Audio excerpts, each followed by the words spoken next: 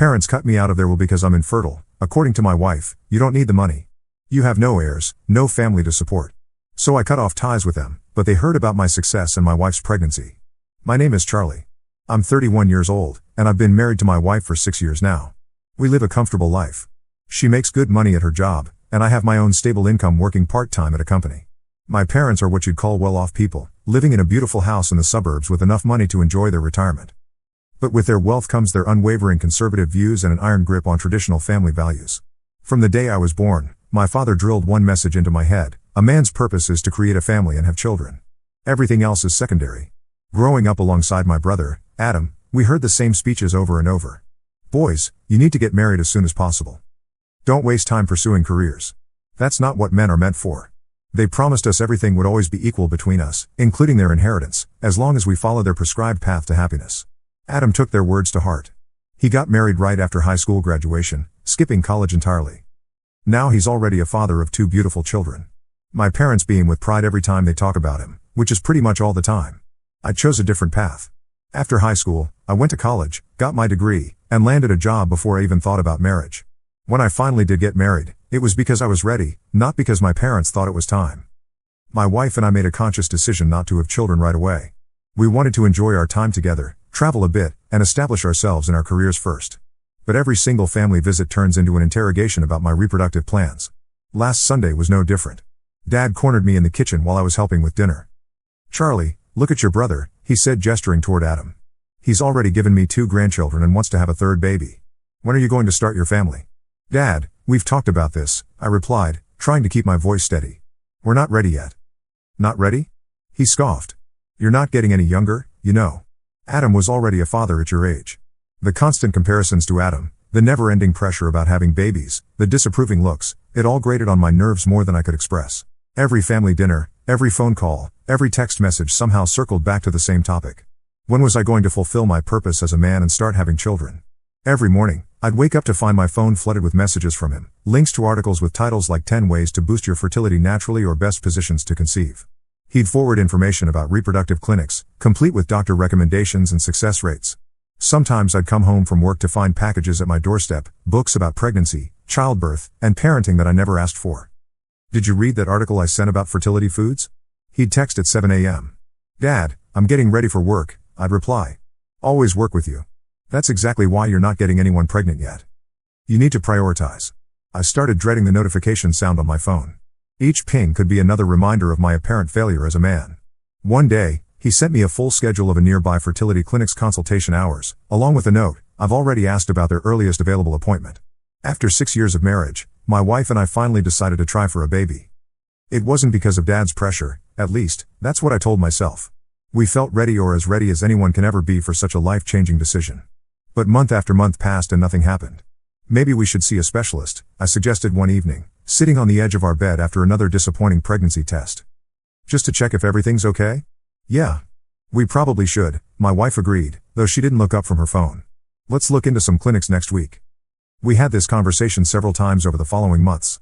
Sometimes in the kitchen while making dinner, sometimes while watching TV, sometimes right before bed. But somehow, we never actually made those appointments. There was always something: a big project at work, a business trip, family obligations. Deep down, I think we were both afraid of what we might discover. Then came that infamous dinner at my parents' house. The dining room was filled with the usual sounds: silverware clinking against plates, Adam's kids giggling at the kids' table, Dad's voice rising above it all as he gushed about Adam's 3rd child on the way. "Just look at your brother," Dad said, beaming at the thought of another grandchild. 3 beautiful children. "And you, Charlie? When are you going to give me some grandchildren? You need to get someone pregnant immediately." I pushed my peas around my plate, preparing my usual defense about timing and readiness. But before I could speak, my wife cleared her throat. Something about the sound made everyone at the table look at her. "Actually," she said, her voice unnaturally steady, "we think Charlie might be infertile. That's probably why we haven't been able to conceive." The words hit me like a bucket of ice water. My fork slipped from my fingers and clattered against the china plate, but I barely heard it over the rushing in my ears. "We think?" Who was this we? We hadn't discussed this. We hadn't even been to a doctor. We hadn't done any tests. Where was this coming from? My father's reaction to my wife's words was immediate and explosive. He literally jumped up from his chair, knocking over his wine glass. Red liquid spread across the white tablecloth like blood, but he didn't even notice. I knew it. He screamed, pacing around the dining room like a caged animal. I knew this would happen to you, Charlie. Didn't I warn you? Didn't I tell you exactly this would happen? I sat there frozen in my chair as he continued his tirade. His face was red and spittle flew from his mouth as he shouted. This is what happens when you put career before family, he continued, his face red with anger. You should have settled down years ago, found a good woman to start a family with. And now look at you, over 30 and no children. Your chances get lower every year. Dad, stop it, I managed to say, but he was too far gone to listen. You should have gone to the hospital years ago. Started treatment when you still had a chance. He grabbed the back of his chair, his knuckles white. But now it's too late. You're too old, Charlie. Too old. I couldn't believe what I was hearing. My own father speaking to me like this. But he wasn't done. He leaned across the table, his eyes wild. And even if by some miracle your wife does get pregnant, he hissed, she'll probably give birth to some kind of freak. That's what happens when men wait too long. Something snapped inside me. I stood up so quickly, my chair fell backward with a crash. Enough. I shouted back. I will decide for myself what I need to do and when I want to have children. This is my life, not yours. That's when he dropped the bomb. Oh, you'll decide? Dad's laugh was ugly and sharp. Well, your mother and I have made our decision too. We've decided the inheritance, all of it goes to Adam. No more splitting it in half like we planned. I turned to look at my brother. Adam sat there, one hand around his pregnant wife, practically glowing with satisfaction. He didn't even have the decency to pretend this was news to him or show any sympathy for me. You don't need the money anyway, Dad continued, his voice dripping with venom. What would you use it for? You have no heirs, no family to support. But Adam, he'll have 3 children to take care of. He needs the financial security. He deserves it. The dining room started spinning. All those years of being told everything would be equal, all those promises of fairness between brothers, it had all been a lie. Or rather, it had all been conditional on me following their exact prescription for my life. 3 children to feed and educate. Dad was still ranting, gesturing at Adam. 3 children who will carry on our family name and values. 3 children who need their future secured. While you'll have nothing. No children, no inheritance, nothing. I looked around the table at my smug brother, my ranting father, my silent mother who wouldn't meet my eyes, and my wife who had just betrayed me in the worst possible way. These people who claimed to love me had been plotting behind my back using my supposed infertility, which hadn't even been medically confirmed, as an excuse to cut me out of my inheritance. The months after the disastrous family dinner passed in a blur of silence. No calls from Dad, no texts from Adam, no weekend visits to my parents' house. The quiet should have been peaceful, but it felt heavy, like the calm before a storm. I thought at least my wife would be on my side after everything that happened. After all, we were supposed to be partners, facing my family's disapproval together. But she didn't even apologize for talking about my supposed infertility. One evening, after finishing dinner in our small rented apartment, I decided it was time to address the elephant in the room. I think we should go to the fertility clinic, I said, watching her face carefully. Not for my parents, but for us. We need to know if there's really something wrong. She put down her fork and stared at her plate for what felt like an eternity. When she finally looked up, I didn't recognize the coldness in her eyes. I don't want to get tested, she said flatly. In fact, I don't want to have children with you anymore. The words hit me like a physical blow. What? You're probably infertile. She spoke matter-of-factly as if discussing the weather. And I'm sure the problem isn't with me. I felt like I was drowning. How can you say that? We haven't even been tested. You have no idea if. Look around you, Charlie. She interrupted, gesturing at our modest apartment. Even if by some miracle you could father a child, where would we raise it? In this tiny rental? We were supposed to have your inheritance to buy a house, to give our children a proper home, but now she laughed bitterly. Now we have nothing. The pieces suddenly clicked into place. All those years of patiently attending family dinners, of tolerating my father's criticism, of agreeing to wait to have children, it had never been about supporting my choices. She'd been waiting for the inheritance, counting on my parents' money to build our future. So that's what this was all about? My voice sounded strange in my own ears. The inheritance? Then why did you tell them that I was infertile? She stood up, pushing her chair back with a screech against the floor. I'm tired of all of this, Charlie. The drama with your family, the pressure about babies, the uncertainty. I'm just tired. I'm leaving. Just like that, in our small kitchen with dirty dishes still on the table, my wife of 6 years announced she was walking out on our marriage. Not because of love lost or growing apart, but because my parents' money was no longer part of the equation. The first month after my wife left was the darkest period of my life. I barely ate, hardly slept, and cried more than I'd like to admit. My coworkers noticed something was wrong, but I kept them at arm's length. Finally, one of my colleagues quietly slipped me their therapist's business card. Just think about it, he said. I stared at that card for 3 days before making the call. It turned out to be the best decision I could have made. Dr. Samuel Mitchell became my lifeline. You can't change other people's actions, he told me during one session, but you can change how you respond to them. What would you do with your life if you weren't trying to please your parents or support your wife? That question hit home. I'd spent so many years trying to balance everyone else's expectations that I'd lost sight of my own dreams. But now, with my evenings free from family dinners and my weekends no longer revolving around my wife's schedule, I had time. I threw myself into my job with newfound energy. All those hours I used to spend listening to my father's criticism or managing my wife's moods, I now invested in my career. I stayed late at the office, took on additional projects, and finally started speaking up in meetings with ideas I'd been too timid to share before. My boss called me into her office one day. "Charlie, I've been watching your performance lately," she said. "You've really stepped up. How would you feel about heading up the new development division?" Just like that, my career took off. The promotion came with a substantial raise, and suddenly I was the one making decisions, leading teams, and driving projects forward. My salary doubled, then tripled. 2 years flew by. I saved aggressively, worked tirelessly, and finally bought myself a beautiful apartment in one of the city's best neighborhoods. 3 bedrooms, a modern kitchen, floor-to-ceiling windows with a view of the park, everything I'd always wanted but had been told I needed a woman's money or my parents' inheritance to achieve. I was in my new home office, reviewing quarterly reports, when my phone rang. My father's number flashed on the screen. For a moment, I considered not answering, but something made me pick up. "Charlie?" His voice was tentative, different from his usual commanding tone. "I've heard from Uncle Larry that you're doing very well at work. He said you're some kind of boss now? And that you bought yourself a luxury apartment?"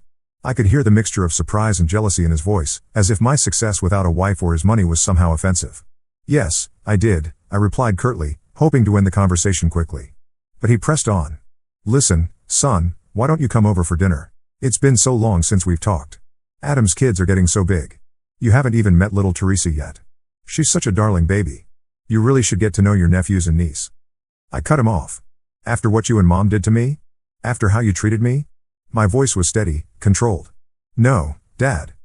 I don't want to meet Adam's children. I don't want to have dinner. I don't want anything to do with any of you anymore. We're done." Before he could respond, I hung up and blocked his number. Life has a funny way of surprising you when you least expect it. I met Jane at a business conference where she was one of the keynote speakers. She owned a successful tech company and had the kind of confidence that came from building something from nothing, not from riding on family money or inheritance. We started dating, and for the first time in my life, I felt like I was with someone who saw me as an equal, not as a potential sperm donor or a ticket to financial security. She admired my career success and never once asked about when I planned to have children. 6 months into our relationship, she started feeling nauseous in the mornings.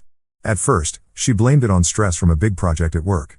But when she missed her period, she bought a pregnancy test with shaking hands.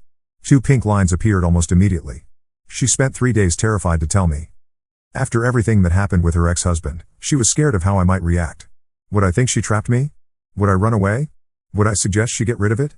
Finally, one evening over dinner at her place, she gathered her courage. "Charlie, I need to tell you something," she started, her voice trembling. "I'm pregnant." I put down my fork and stared at her. The silence stretched for what felt like hours, but was probably only seconds. Then, to her complete surprise, a huge smile spread across my face. "Really? That's amazing." I jumped up from my chair and pulled her into a hug. "Marry me. I love you. I want to spend my life with you, and now we're having a baby. It's perfect timing." We got married the following week, just us, a judge, and 2 witnesses from work. No fancy ceremony. No family drama, no father trying to control every detail. It was exactly what I wanted. Life settled into a happy routine. Jane and I moved in together, combining our lives with surprising ease. Her pregnancy progressed normally, and for the first time in years, I felt truly at peace. Then, 7 months into her pregnancy, I ran into my father at the grocery store. I was reaching for a box of cereal when I heard a familiar gasp behind me. "Charlie?" His voice was barely a whisper. "Jane's. She's pregnant?" I turned around slowly, looking at my father who stood there, shopping basket dangling forgotten from his arm, staring like he'd seen a ghost. "Oh, son," he said, his eyes filling with tears. "I'm so happy to see this. And I heard about your success at work, about everything you've achieved. I'm so proud." "Don't." I cut him off. But he pressed on. "I want to fix things, Charlie. I've been thinking, I want to change my will again. I'll call the notary tomorrow. We can make everything equal again, like it should have been all along." I couldn't help but laugh. "Keep your money, Dad. I have a successful career, a loving wife who happens to be quite wealthy herself, and I make enough money that I could earn your entire inheritance in a couple of years of work. Give it all to Adam." I don't want or need anything from you or Mom anymore. And I don't want to see any of you ever again. The day after I ran into Dad at the grocery store, my phone rang with Adam's number. I almost didn't answer it, but I figured I might as well deal with this now. How dare you? Adam's voice was thick with tears. How dare you try to take my money? What are you talking about? Dad told me everything. How you met him yesterday, showing off Jane's pregnancy, trying to get back into the will. He was practically shrieking no. That money is mine. I have 3 children to think about. I waited for him to run out of breath before responding, keeping my voice deliberately calm. Adam, I don't want the money. I literally told Dad to give it all to you. Liar. You're just jealous because I have 3 children and listen carefully, I interrupted. I don't want anything from you, from Mom or from Dad. I have my own money, my own life. I just want all of you to leave me alone and forget about me. But apparently that was too much to ask. Dad started showing up everywhere, outside my office building, at my favorite coffee shop, in the parking lot of my apartment complex. At first, I thought these were coincidences, but they happened too frequently. Then one evening, I heard someone pounding on my front door. Through the peephole, I saw Dad standing there, clutching his briefcase. Charlie, open the door. I know you're in there. He called out. I'm your father. You can't shut me out. I have a right to be part of my grandchild's life. I didn't respond. He kept coming back day after day, sometimes multiple times a day. He'd stand in the hallway alternating between pleading and demanding. Please, son, just talk to me. You're being selfish, keeping my grandchild from me. I just want to be part of your life again. It was exhausting. Jane's blood pressure started rising, not good for the baby, and I was constantly on edge. The final straw came when he somehow got my private email address and started bombing my inbox with messages. I finally opened the door one day when he was in the middle of another of his surprise visits. This stops now, I said firmly. If you don't leave me alone, I'm calling the police and filing for harassment. You wouldn't dare, he gasped. I'm your father. Try me. And you know what else? I know how much you care about what the family thinks of you. How do you think Uncle Larry and Aunt Georgia would react if they knew the full story? If they knew how you and Mom treated me? How you used my supposed infertility to cut me out of the inheritance? Dad's face went pale. His precious reputation in the family was everything to him. That finally got through to him. He took a step back, clutching his briefcase like a shield. Life has a strange way of working out sometimes. Here I am, my wife 9 months pregnant, sitting in the nursery we've just finished decorating, and feeling more at peace than I ever have in my life. Jane and I chose a gentle yellow for the walls, and the afternoon sun streaming through the windows makes the whole room glow like honey. It's funny how different life can be when you're with the right person. Jane's father, Larry, calls me almost every day to check on us and share advice about pregnancy and parenthood. But unlike my own father's suffocating pressure, Larry's concern comes from a place of genuine love and respect. You know, Larry told me last week during Sunday dinner at their house, I've never seen Jane happier than she's been since meeting you. Jane's family has become my family now. Her brothers treat me like one of their own, always including me in their group chats and guys' nights out. Though lately, those have become guys' nights in with Jane's huge belly. Her mother has already started planning shopping trips with her future grandchild. Sometimes, during quiet moments like this, I think back to those years when my ex-wife couldn't get pregnant. All that pressure from my parents, all those accusations about my fertility, all that stress and anxiety. I'm convinced now that was the real reason. How could we have been ready to create new life when I was constantly under siege? The irony doesn't escape me. My father's desperate push for grandchildren might have been exactly what prevented me from having them. Now that I'm away from all that toxic pressure, living life on my own terms, pregnancy happened naturally and easily for us. Last week, I was going through some old boxes and found a stack of those fertility books my father used to leave on my doorstep. I threw them straight into the recycling bin. My new life doesn't have room for those painful reminders. Instead, our house is filled with happy preparations for the baby. I built the crib myself, even though we could have easily bought one. I want our child to have something made with love, I said. Her brother helped me organize the closet full of tiny clothes, and her father gave us the beautiful rocking chair that all his children were nursed in. Have you thought about what you'll do if your parents try to contact you after the baby is born? Jane asked me once. They're not part of our lives. I replied simply. This baby already has all the grandparents they need with your mom and dad. And I mean it. The peace I've found in this new life with my loving wife, my successful career, my supportive in-laws, is worth more than any inheritance or family obligation. Sometimes building your own happiness means leaving behind the people who try to define it for you. Now, as I sit here in this sunny nursery, feeling our baby move inside Jane, I know I made the right choice. The path to this moment wasn't easy, but it led me exactly where I needed to be. In just a few weeks, Jane will become a mother and I'll become a father, and I already know what kind of parent I want to be. The kind that supports, not suffocates, that loves unconditionally, not transactionally, that celebrates their child's choices instead of trying to control them.